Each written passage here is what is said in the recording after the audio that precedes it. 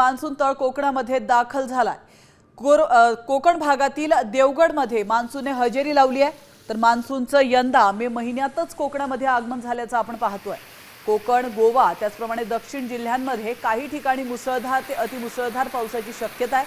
त्याचप्रमाणे दक्षिण मध्य महाराष्ट्राच्या घाट भागांमध्ये तुरळक ठिकाणी मुसळधार पावसाची शक्यता वर्तवण्यात आली आहे।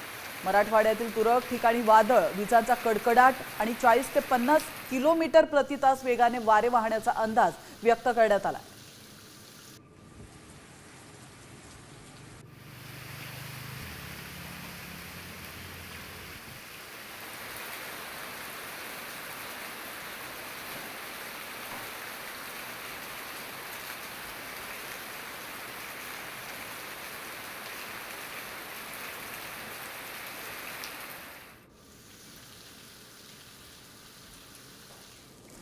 तर या संदर्भातली महत्त्वाची माहिती आपण पाहतोय ती म्हणजे 29 मे 25 मे 27 मे आणि 29 मे रोजी मान्सूनची अशा प्रकारे वाटचाल असणार आहे। तुम्ही या स्क्रीनवर पाहू शकता।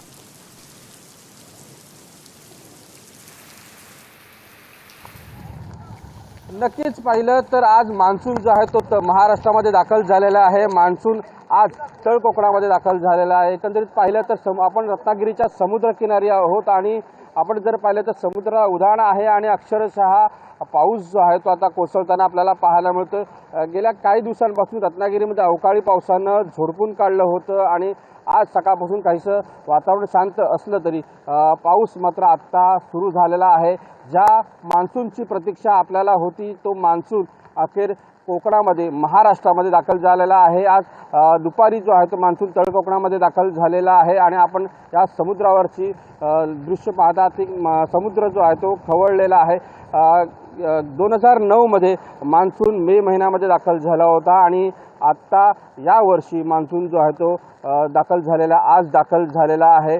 एकंदरीत पाहिलं तर या पावसामुळे जनजीवन काहीसं विस्कळीत झालं होतं, कारण की अवकाळी पावसामुळे अनेक मच्छीमार जे असतील, नागरिक असतील त्यांना अक्षरशः त्रास झाला होता या अवकाळी पावसाचा। मच्छीमारांचं देखील नुकसान झालं या पावसामुळे। त्याचबरोबर आंबा बागायतदारांचं देखील या पावसामुळे नुकसान झालं होतं। मात्र मान्सून आत्ता महाराष्ट्रामध्ये दाखल झालेला आहे।